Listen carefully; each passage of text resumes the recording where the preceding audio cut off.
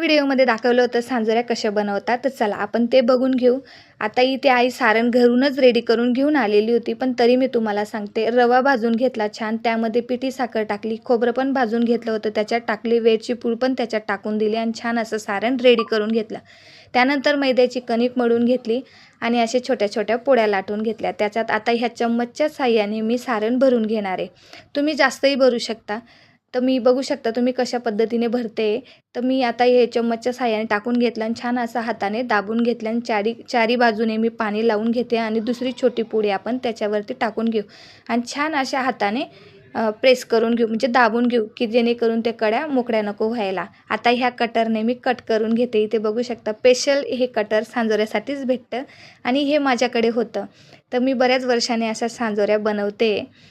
तर चला आता माझी मुलीने पण इथे तिला पण हौस होती बनवायची, तिने साचा होता माझ्याकडे त्याच्याने बनवून घेतल्या। इथे बघू शकता छान तिने पण अशी सांजोरी रेडी तयार केली, तर याला आम्ही छोटं पुडं असं म्हणतो। आता इथे बघू शकता छान रेडी झालेले आहेत। आता आम्ही यांना तळून पण घेतोय। हे तुपात पण तळून शकता किंवा तेलात पण आम्ही तेलातच तळून घेणार आहेत। इथे बघू शकता छान।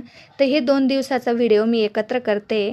तर दुसऱ्या दिवशी छान अशी सासऱ्यांची आघाडी पण टाकायची होती आणि आई म्हणे मी पीठ घेऊनच आलेली, तर आईने छान असे खापरे, तर बिल्डिंगमध्ये एका ताईकडे खापर होतं, त्यांच्याकडनं चूल पण आणि खापर पण घेऊन आली आणि गच्चीवर छान असा चूल मांडून घेतला आणि छान अशा पुऱ्या बनवून घेतो आम्ही।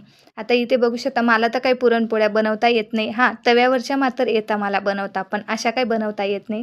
तर आईने छान अशा पुरणपोळ्या बनवल्या। तर माझे वडील दर महिन्याला दवाखान्यासाठी इथे यायचे ना, तर माझी आई नेहमी पुरणपोळ्या पाठवायची, आम्हाला 3-4 पुऱ्या नेहमी यायच्या। तर असू द्या, तर इथे छान असं नैवेद्य वगैरे दाखवला मी आणि सासऱ्यांची आघाडी पण टाकून झाली। तर आजचा दिवस माझा असा गेला आणि छान पोटभर जेवण केलं। भेटू नेक्स्ट व्हिडिओमध्ये, तोपर्यंत बाय बाय।